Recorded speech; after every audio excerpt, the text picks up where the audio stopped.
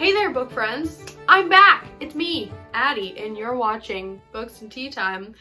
Did you miss me? It's been like 3 weeks since I uploaded because I have just been so bad about filming. I actually filmed an entire video and ended up scrapping the whole thing because it was not the same in execution and practice as it was in my head, and it just didn't feel like it was worth putting on the internet. But anyways, we're here today to do the mid-year freakout tag, and it is an absolute scorcher outside right now. It's like 95 degrees, and I put on this floral shirt, Steeler stuff that I stole from Alexander because now that we live together, I just steal his clothes all the time. It's like I have 2 wardrobes. It's wonderful. It's an absolutely wonderful, stellar summer day, the perfect time to film the mid-year freakout tag. I've never done the mid-year freakout tag before, even though I've had my channel for like 2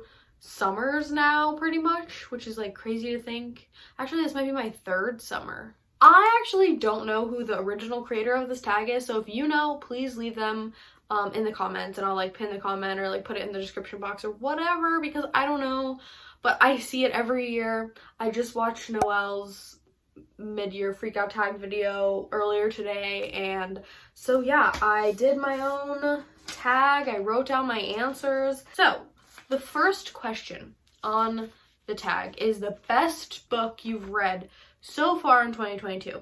Now, I've read a lot of really good books so far this year, but I think my overall like well-rounded favorite so far is Once There Were Wolves by Charlotte McConaughey. I don't have a physical copy of this yet. I read it from my library because I've been trying to be better about not buying books and reading from my library, especially if it's an author that I've never read from before. This is kind of like a mystery, kind of like contemporary moment, just like a literary fiction journey. It's like a very interesting mesh of all those things in a way that really worked for me because I don't really like or read a lot of thrillers. However, this book was just perfection. It's about our main character, Inti, and she comes to this really small rural town in Scotland with a group of other biologists, and they're reintroducing wolves into like the natural landscape of these like Scottish highlands basically. And then someone is murdered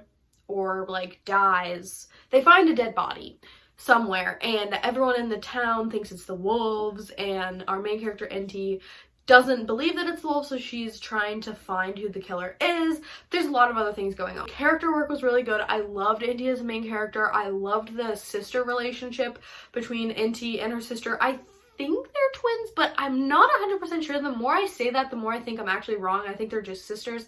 Inti has mirror touch synesthesia, I think is what it's called, which basically means that any physical action she sees happen to someone else, she feels is happening to herself. Like her body reacts as though that's happening to her. So if someone were to burn their hand on a stove and she saw it happen, she would feel as though her hand is being burned. So she has that added component to her life, and it was so cool to read about a character I've never ever read from any character that has mirror touch synesthesia before. It was so interesting and unique.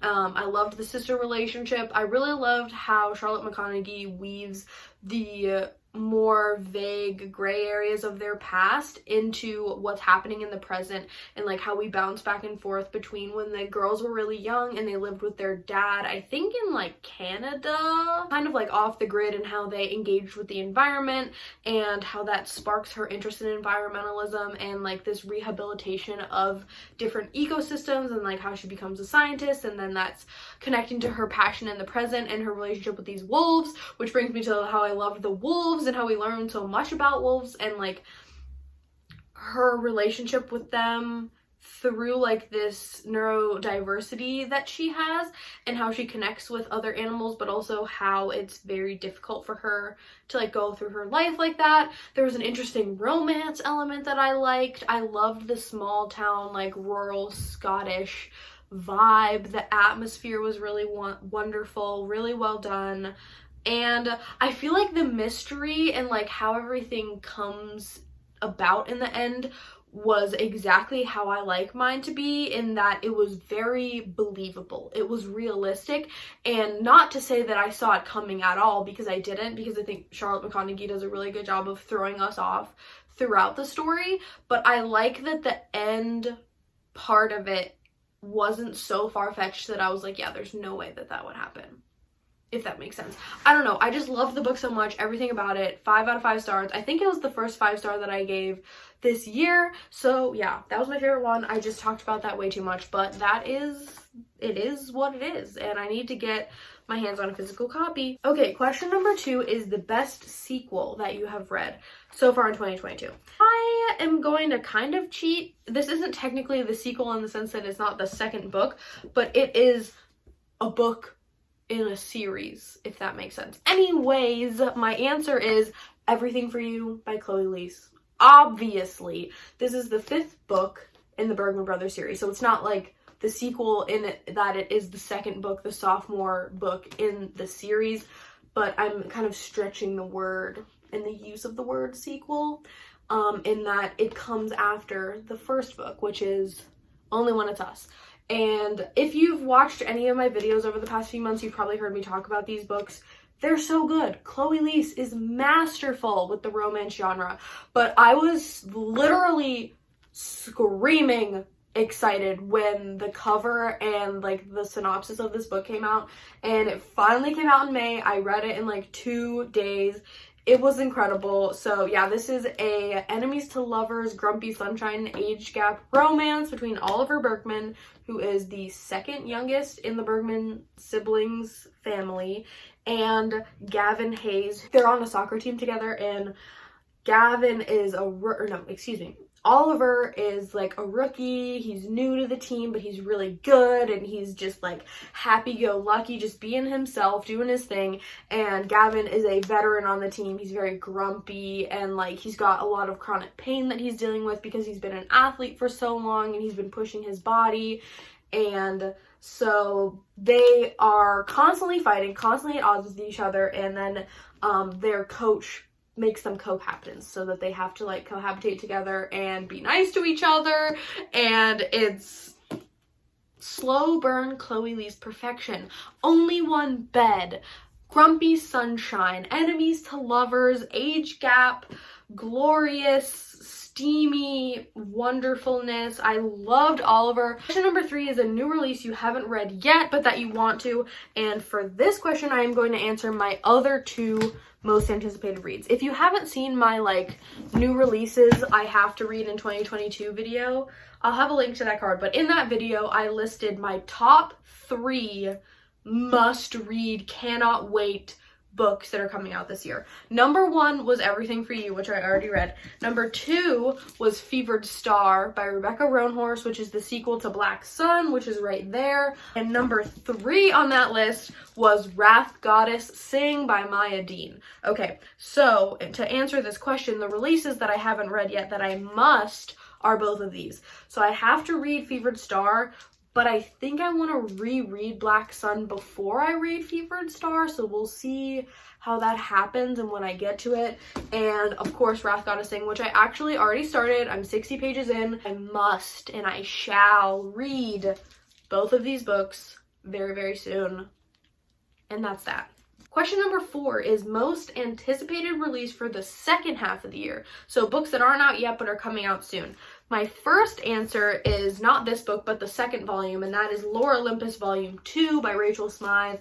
This is Volume 1. I own it, and I'm going to probably reread it very soon because I believe that the second one comes out sometime in early July. So in the next few weeks, just such a fun, adorable take on Hades and Persephone. It's kind of like Neon Gods if it were a graphic novel and if it were like 2 levels below in like smutty steamness, because like Neon Gods is Katie Robert, like this is like a little more here. Like there's still some steamy things that go on, there's a lot of flirting, but it's a lot more like new adult, I would say, than Neon Gods, which is like rated R, rated X, let's just say. So yeah, I really want to read volume 2 of this, and I also am so excited. I believe in October of this year, the third book in the Singing Hill cycle comes out. This is book 1, The Empress of Salt and Fortune, but the third book, which I think is called Into the Riverlands by Nevo, comes out, and these are amazing novellas. All about different stories in Asian mythology. And then last but not least, Chloe Leese, my girl Chloe, who writes the Bergman Brothers series, is coming out with her first book in a new series called Two Wrongs Make a Right, I think. And it's a Much Ado About Nothing retelling, and she just released the cover earlier this month, I think, and it comes out like 2 days after my birthday. So I'm so excited to ask for that for my birthday. It comes out on November 22nd or 21st, I think.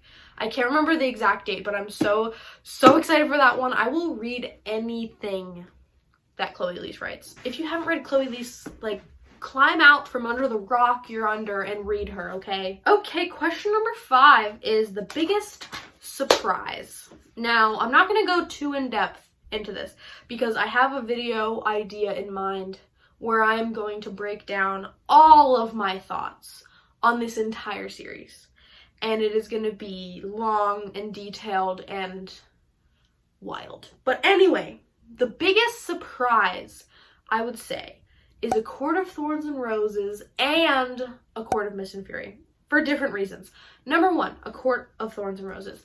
I read this as a part of a 1-star prediction reading vlog. If you haven't seen that, I'll have a card above my head for your viewing pleasure, where I read A Court of Thorns and Roses basically because I thought I was going to hate it and it was going to be a 1-star. Now, here's the thing is, it was not by any means my favorite book of all time. I think I gave it like a 3 or a 3.5.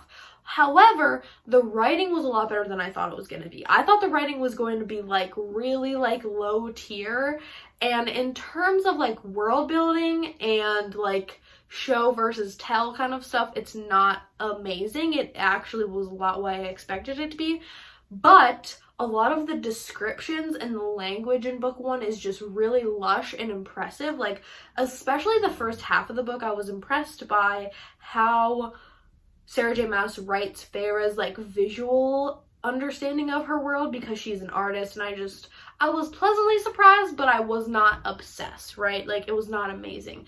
Then I read A Court of Mist and Fury, and I was blown away. I was so confused. I still am not sure that I grasp the gap between those two books and how that even happens. Again, we're gonna get into that at a later date, but I was surprised by the turn that the plot takes. I was surprised by the romantic things that happen. Okay, next question. I think this is number 6. I can't even keep track. Is a new favorite author, either debut or new to me. So in this case, it's new to me, and my new favorite author of the year so far is definitely hands down Sarah Gailey. I've read 2 books by them so far this year, and the first one that I read, Upright Woman Wanted, was actually the first book that I read this year, period. And it was such a good way to set the tone for the year. Fast-paced, really unique, really fun novella about these like outlaw librarians in like this dystopian Wild West world, and it was so fun. And I just immediately knew when I finished that book that I wanted to read more of Sarah Gailey's backlist, which is why I picked up The Echo Wife. And I didn't like The Echo Wife as much, but it's because The Echo Wife is a thriller, so I'm not really holding it against Sarah Gailey at all, because it was still really good. But it's about this woman who cracks the code, cracks the case on cloning technology, and she and her husband are like having some issues in their marriage, and he steals her cloning technology to clone her so that her clone will have his baby, because she won't have a baby with him. It's really wild, really messed up, really thought-provoking in a way that like I wasn't expecting. So I'm definitely going to read more by Sarah Gailey this year. Specifically, I want to read Magic is for Liars, which I think is their debut. Don't really know what that one's about. Again, I just know that I want to read more Sarah Gailey. And then River of Teeth, which I do know is about a world, it's like an alternate reality where people imported hippos into the United States as like an alternate source of meat, and they like live in the wild. And I think one of our main characters like wrangles hippos in the South. I don't know, it was like literally that description was one of the most unique things I've ever read. So I'm gonna read both of those books hopefully later this year. We'll see, if not early next year. I really love their writing, and I really like their character work, and their brain, the premises that they come up with will never cease to amaze me. Like hippos in America, clones, librarian outlaws in a dystopian Wild West. Yes, give me all of those things, Sarah. Give me all of them. Next question. Newest fictional crush. I actually love this question, but it's kind of hard because I feel like I haven't been crushing on a lot of the people that I've read in books this year, if that makes sense. But I have to say Cassian from A Court of Silver Flames. Does it make me basic? Maybe. Do I care? Absolutely not. This man could punch me in the face and I would thank him. Like, Jesus Christ.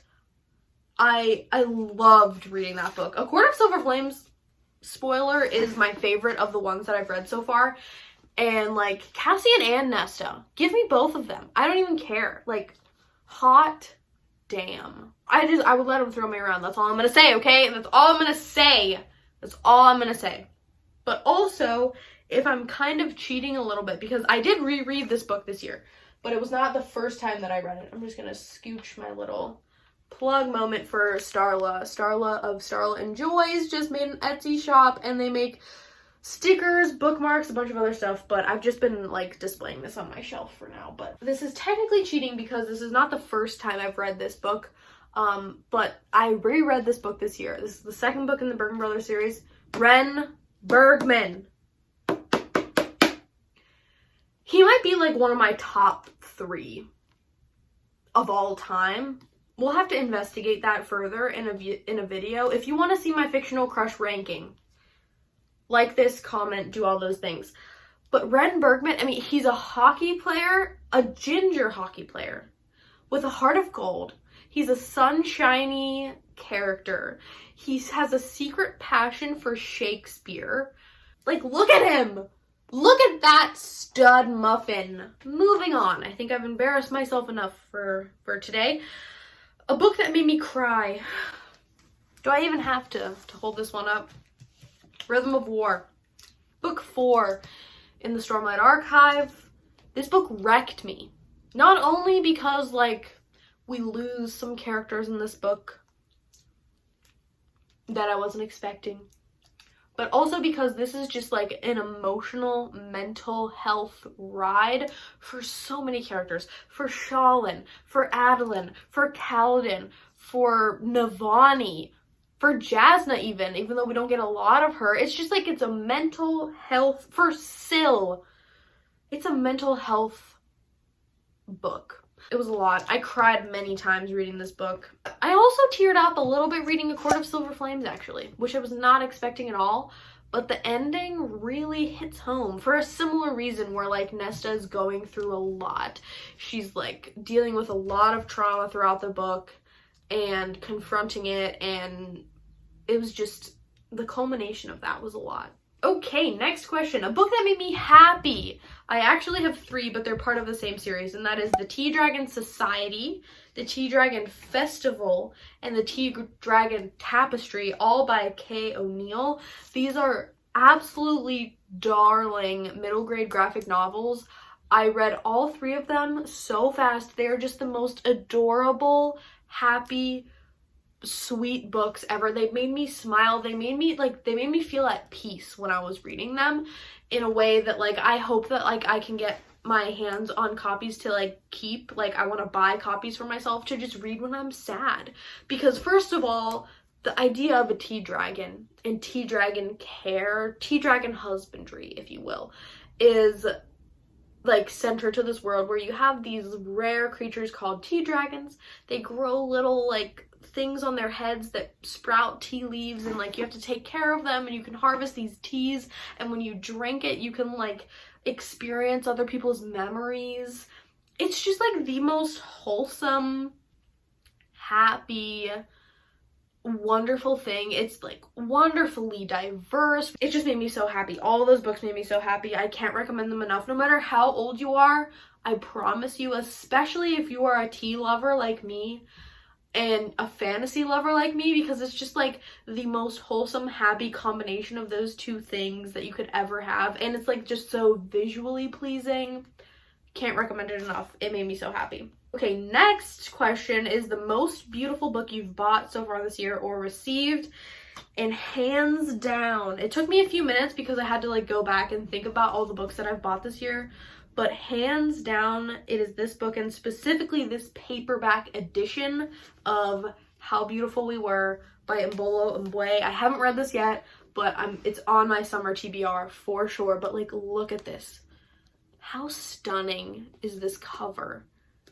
Bought this in a video where I unhauled, bookshopped, and then book hauled more books.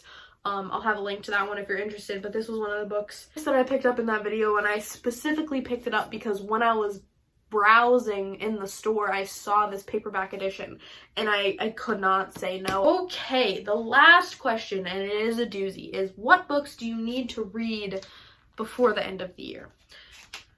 So many is the answer, but my thoughts. First and foremost, I want to read more books by Akwaeke Emezi. I read Pet in February as part of Blackathon, and I really, really loved it, and I want to read more from them. Specifically, I own Freshwater, so I want to read Freshwater because this is their debut, and, you know, I want to get all of their books in their backlist read, so I definitely really want to read this one. I also am dying to get my hands on You Made a Fool of Death with Your Beauty. Pun intended. As far as my fantasy TBR, I made a video at the beginning of the year where I listed a bunch of books that I want to read in 2022, a bunch of fantasy books I want to read. And so some of the books that are on that list, I really want to read John Gwen. Specifically, I have actually already started The Shadow of the Gods and Malice. These are both the first books in two different series by John Gwen. My dad read this and the sequel and gave them both 5 stars. He says they're amazing, so I'm going to start with this. And then I believe there are 4 books in this series out, so just nice, chunky fantasy that I'm excited to get into. And I've heard very high praise for John Gwen, so love that. Absolutely dying to get to Upon a Burning Throne by Ashok K. Banker, book 1 in the Burnt Empire saga. Really excited. Again, a chonker. And Skyward by Brandon Sanderson to keep me busy in the meantime before book 5 in Stormlight. I just lost a nail! No! Book 5 in Stormlight. Did you guys see that? It just popped off. What the hell? Not bitter about that at all. Whatever. Anyways, I want to read Skyward by Brandon Sanderson, the first book in a science fiction series. I think it's a trilogy. I want to read more by Sarah Gailey, as I said. And like, I mean, my TBR is endless, if we're being honest. I have so many books. I would love to finish a series or like catch up with one of the series that I'm in the middle of, since I'm also going to be starting some this year. I would like to, if not complete the Murderbot Diaries, at least read a few more installments. I think there's 9 books in that series by Martha Wells. I've read the first 2, so I would love to read more of those. But yeah, other than that, I'm a mood reader, so I'm just gonna go where the mood takes me. Thanks so much for watching this video. I hope you guys do this tag. If you have a YouTube, consider yourself tagged. I would love to hear everybody else's answers, but this is a pretty popular tag, so I feel like a lot of people are probably going to do it anyway. Thanks so much for watching this video and coming to my channel. It means the world to me. Don't forget to like, comment, and subscribe if that's your jam, and I hope to see you in my next video. Happy reading, happy writing, and happy living. Peace out.